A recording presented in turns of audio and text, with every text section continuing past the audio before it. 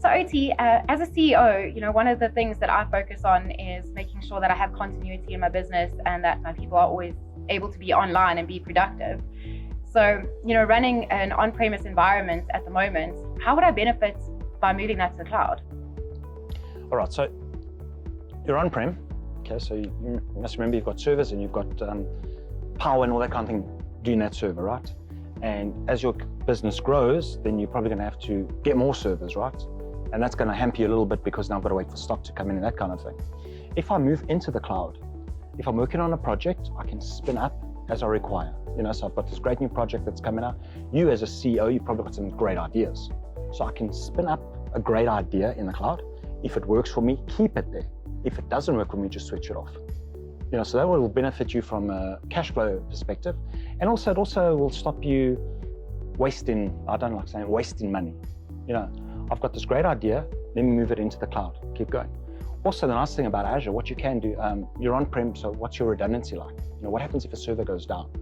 You're going to have very happy employees, right? I can't get into my payroll, I can't update my CRM, that kind of thing. If I'm sitting in Azure, Microsoft makes sure that whatever SLA you have in place, they adhere to that. So if something goes down and you've got it set up correctly with the correct SLA, your staff won't even know that something's happened. According to them, everything will be running beautifully. And also, it might run a lot faster. And then, the faster stuff happens, the happier your employees are, and the quicker they are to innovate and to actually get their work done. And then I've heard recently about this hybrid approach.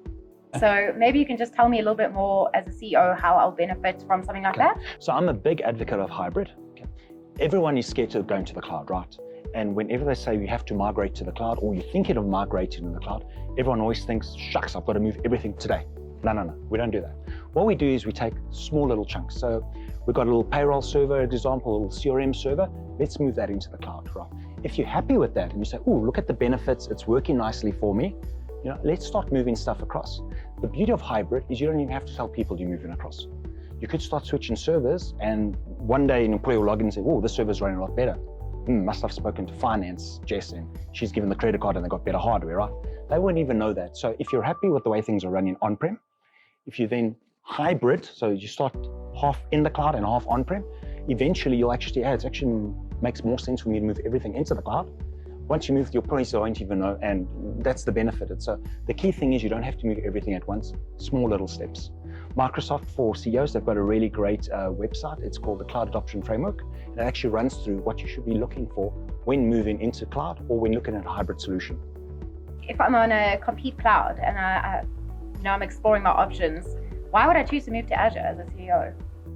It's Microsoft, right? And all the innovation that they're doing around AI, all the new technologies, application development, all the cool stuff that your developers can.